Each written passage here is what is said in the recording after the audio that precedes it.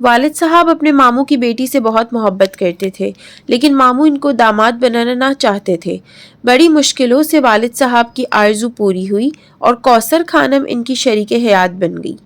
شادی کو 8 برس گزر گئے۔ اس دوران 3 بچے ہو گئے۔ زندگی خوش و خرم گزر رہی تھی۔ اچانک انہیں جانے کیا سوجی کہ وفادار بیوی کو چھوڑ کر دوسری عورت سے شادی کر لی۔ وہ بہت خوبصورت اور والد صاحب سے عمر میں کم تھی، لیکن تن آسانی سے اس کی گھٹی میں پڑی تھی، سو شرافت کی زندگی اس کو راز نہ آ سکی۔ وہ عورت جو بڑی محفل میں مجرا کرنے والی، سج سور کر ادائیں دکھانے والی تھی، جس پر نوٹوں کی برسات ہوتی تھی اور کئی دولت مندوں کی نگاہیں اس کے فن کی تحسین میں جھپکنا بھول جاتی تھی، بھلا وہ 4 دیواریوں میں قید پابندیوں بھری زندگی میں کیوں کر خوش رہ سکتی تھی؟ 2 سال مشکل سے گرہستی کا بوجھ اٹھا سکی۔ اس دوران مجھ بد نصیب نے اس کی کوکھ سے جنم لیا۔ اولاد پاؤں کی زنجیر ہوتی ہے، مگر اس خاتون نے مجھے پاؤں کی زنجیر نہ سمجھا۔ جن دنوں میں 1 سال کی تھی، ماں نے ایک رئیسدار سے مراسم بڑھانے، جس کا نام افروز احمد تھا۔ یہ شخص میرے والد کا دوست تھا۔ اس کی قیمتی جائیداد بیرون ملک میں بھی تھی، دولت بھی بے انداز تھی۔ میری ماں کو زیادہ کی ہوس نے خرچ سے دیوانہ کیا اور اس نے چاہنے والے خاوند سے طلاق کا مطالبہ کر دیا۔ وہ امریکہ، برطانیہ، فرانس گھومنا چاہتی تھی، سو میرے والد کو چھوڑ کر اس رئیس زادے کے ساتھ بیرون ملک چلی گئی۔ والد نے مجھے اپنے پاس رکھ لیا۔ 3 برس کی تھی کہ والد صاحب کو دل کا دورہ پڑا۔ وہ بچ تو گئے مگر کام کرنے کے قابل نہ رہے۔ وہ میری بے وفا ماں سے دلی محبت کرتے تھے اور اپنی آدھی جائیداد اس کے نذر کر چکے تھے۔ اس کی بے وفائی کا غم ان کے دل کا ناسور بن گیا اور وہ بزنس کی دیکھ بھال سے اپنی کمزوری کے سبب قاصر ہو رہے۔ جس عورت کو دلدل سے نکال کر دل کے سنگ اس پر بٹھایا تھا، اس نے عزت کو مٹی میں ملا دیا۔ یہ داغ ایسا تھا کہ وہ اسے اپنے آنسوؤں کے سمندر سے بھی نہیں دھو سکتے تھے۔ یہی صدمہ ان کو لے ڈوبا اور دوسرا دورہ جان لیوا ہوا۔ والد کے وفات کے بعد میں بے یار و مددگار ہو گئی۔ سوتیلی ماں اور اس کے رشتہ داروں نے مجھے قبول نہ کیا۔ میں جائیداد میں حصے دار تھی، اس لیے ایک دن سوتیلے ماموں نے مجھ کو یتیم خانے میں لا چھوڑا، جہاں میری ہسٹری لکھ لی گئی۔ اس کے بعد کوئی مجھے ملنے نہ آیا۔ میں یتیم خانے میں پلی بڑھی۔ اس جگہ کا کیا بیان کروں؟ یہی کہوں گی صدر شکر کہ ایک چھت، 4 دیواریاں اور روکھی سوکھی بھی ہم جیسے بے آسروں کو یہاں مل جاتی ہے تو سانس کی ڈوری برقرار رہتی ہے۔ اکثر یتیم خانے بھی ایک طرح سے معصوم ذہنوں کے لیے عقوبت گھر جیسے ہوتے ہیں۔ میں یہاں اپنا نام فرضی لکھوں گی کیونکہ میں سمجھتی ہوں کہ ناموں سے کوئی فرق نہیں پڑتا۔ اصل پہچان یہ ہے کہ آپ کا خاندان کون سا ہے اور کس کی بیٹی ہے۔ یتیم خانے کے رجسٹر میں نام درج ہونے کے بعد میری اصل پہچان انہی کاغذوں میں گم ہو گئی۔ اب میرا کوئی اس دنیا میں نہیں تھا۔ میں نے 18 سال یتیم خانے میں گزار دیے۔ ایک دن یتیم خانے کی نگران نے بتایا کہ تمہارا رشتہ آیا ہے۔ بہت حیران ہوئی کیونکہ آج تک کسی یتیم دوشیزہ کا رشتہ باہر سے نہیں آیا۔ ہمارے ادارے والوں کو خود ہم بے آسرا لڑکیوں کے رشتے ڈھونڈنے پڑتے تھے۔ جب مسعود کی تصویر دکھائی گئی تو ان کی صورت مجھ کو بھا گئی۔ وہ خوبرو اور پرکشش انسان تھے۔ میں نے نگران سے کہہ دیا کہ مجھ کو یہ رشتہ منظور ہے۔ وہ خوش ہو گئیں کہ ایک فرض سے سبکدوش ہو رہی تھی۔ مدت بعد ادارے میں چہل پہل ہو گئی۔ ایک ایسا موقع آیا جب میرے گرد ساتھی لڑکیاں جمع تھیں۔ وہ گیت گا رہی تھیں۔ مجھ کو مہندی لگائی گئی اور میں دلہن بنا کر مسعود کے ساتھ رخصت کر دی گئی۔ شادی کی پہلی رات تھی۔ دولہا نے درکتے دل کے ساتھ میرا گھونگھٹ اٹھایا اور بولے، میں مل مالک کے ساتھ تمہارے ادارے کے فنکشن میں آیا تھا۔ وہ یہاں بطور مہمان خصوصی بلائے گئے تھے۔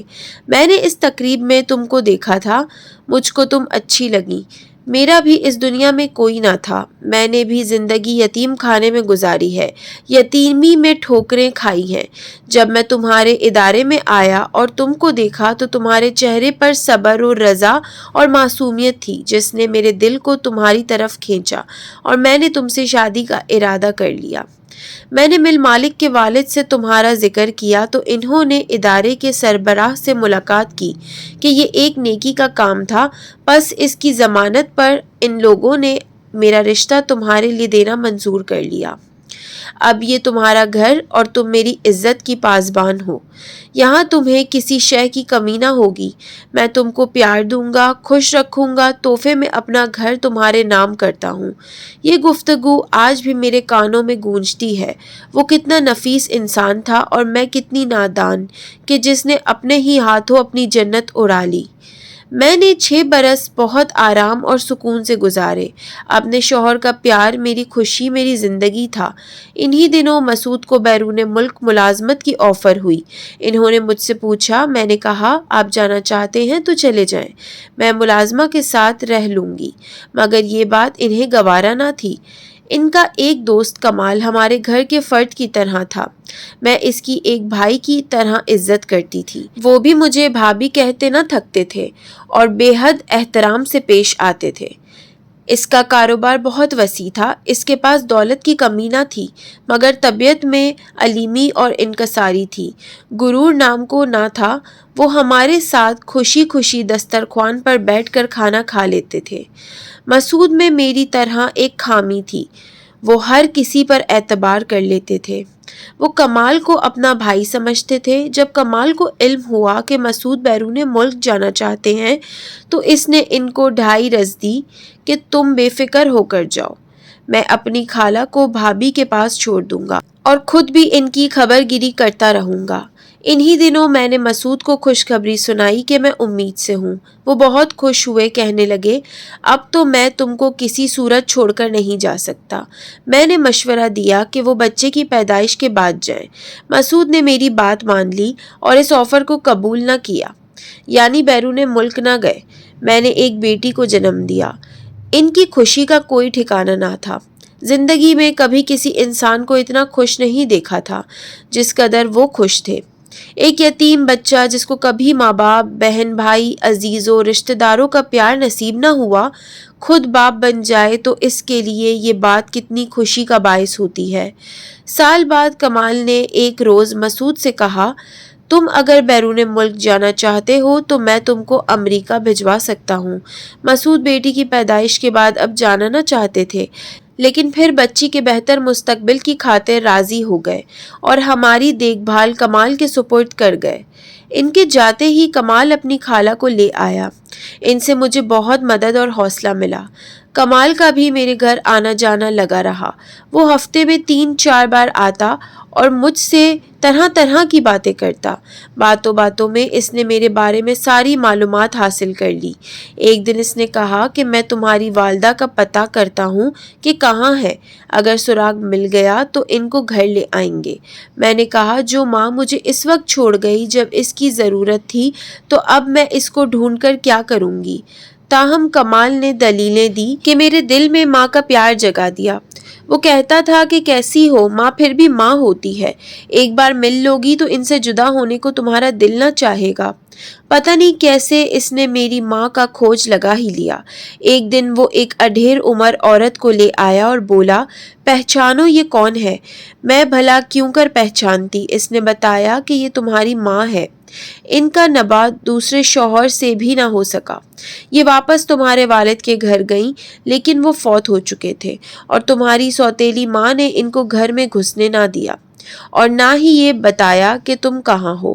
ماں مدت بعد مجھ سے ملی تھی، لپٹ کر خوب روئی تو میرا دل بھی پسیج گیا اور میں نے ثواب جان کر ان کو قبول کر لیا۔ ماں نے خواہش کی کہ وہ میرے پاس رہنا چاہتی ہیں۔ مجھ کو بھی کسی کا سہارا چاہیے تھا کیونکہ کمال کی خالہ بھی اب اپنے گھر جانا چاہتی تھیں۔ یوں میں نے ماں کو اپنے پاس رکھ لیا۔ کہتے ہیں کہ انسان کی فطرت نہیں بدلتی، جو جیسا ہوتا ہے ویسا ہی رہتا ہے۔ کم از کم میری ماں کے معاملے میں تو ایسا ہی تھا۔ ان کی لالچی طبیعت اب بھی تھی۔ کمال سے ان کی کافی بنتی تھی، وہ اس کی دولت سے مرعوب تھی۔ روز اسے بلا لیتی اور بار بار کہتی تھی کاش تیری شادی اس کے ساتھ ہو جاتی تو اچھا تھا۔ مجھ کو ماں کی باتیں بری لگتی مگر میں لحاظ کی وجہ سے کچھ نہیں کہتی تھی۔ مسعود کا فون آیا تو میں نے ان کو بتایا کہ ماں مل گئی ہے، کمال نے ان کو ڈھونڈ نکالا ہے۔ وہ بہت خوش ہوئے اور ماں سے فون پر بات بھی کی، لیکن وہ ان سے بات کر کے خوش نہیں ہوئی۔ وہ کہتی تھی کمال کا بہت بڑا بزنس ہے، وہ صاحب جائیداد لگتا تھا۔ تم نے اس یتیم خانے میں پلے ہوئے لڑکے میں کیا دیکھا ہے جو اس کی وفاداری میں پڑی یہاں سڑ رہی ہو؟ میں ماں کی کسی بات کا جواب دینے کے بجائے خاموش ہو جاتی، کیونکہ مجھ کو یتیم خانے میں یہی سکھایا گیا تھا۔ ماں کی کمال کے ساتھ خوب بننے لگی۔ اب وہ ہر وقت ہمارے گھر بیٹھا رہتا، ماں سے باتیں ہوتی رہتی۔ مجھ کو یہ بات اچھی نہ لگتی مگر لحاظ کر جاتی، کچھ کہہ نہ پاتی۔ اس نے ہم پر بھی اپنی دولت کا سحر پھینکنا شروع کر دیا، کبھی بچی کے لیے تو کبھی میرے لیے تحفے لانے لگا۔ مجھے برا لگا، لینے میں منع کرتی تو ماں کہتی رکھ لو۔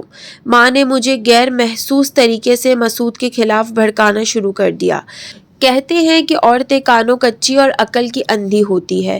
سچ ہی کہتے ہیں یا پھر مجھ میں ہی کوئی کمی تھی کہ میں اپنے شوہر کے پیار اور اس کی وفا کو بھول کر ماں کی باتوں میں آنے لگی اور مسعود کے بارے میں غلط سوچنے لگی۔ مسعود نے 4 سال وہاں رہنا تھا اور میں نے 1.5 سال بھی انتظار نہ کیا اور بدگمانیوں سے اپنے دل کے دامن کو بھر لیا۔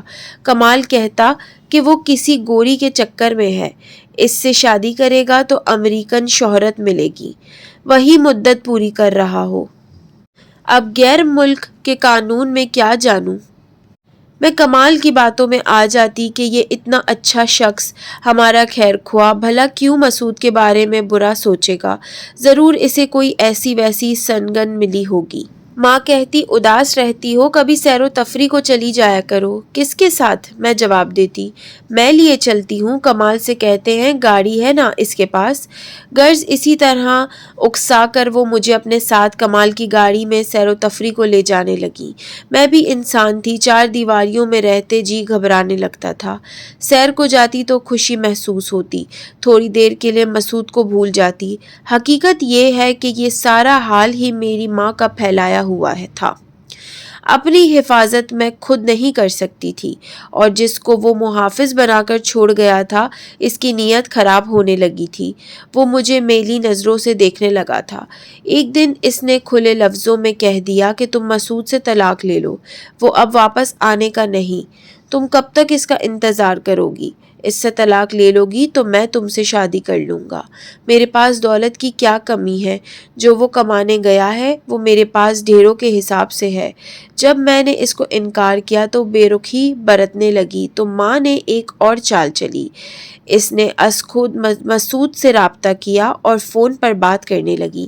میں سمجھی کہ داماد کے رشتے سے ویسے ہی باتیں کرتی ہیں، لیکن ایک دن وہ کمال کے ساتھ گھر کا سودا لینے کے بہانے گئیں اور باہر جا کر میرے خاوند کو فون کیا اور ان کے دل میں بدگمانی ڈال دی۔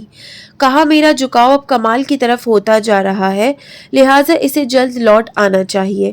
مسعود کو ایسے باور کرایا کہ ماں ہونے کے ناطے وہ اس کا گھر بچانا چاہ رہی ہیں کہ کہیں پانی سر سے اوپر نہ ہو جائے، اور یہ بھی قسم دی کہ جو گفتگو وہ اس سے کرتی ہیں وہ مجھ کو نہ بتائیں گے، تاکہ ماں بیٹی کا رشتہ خراب نہ ہو۔ مسعود پردیس میں پریشان ہو گئے اور ملازمت چھوڑ کر پاکستان آ گئے۔ آتے ہی انہوں نے کہا کہ تم بچی کو گود میں اٹھا کر قسم کھاؤ کہ تم میری وفادار ہو۔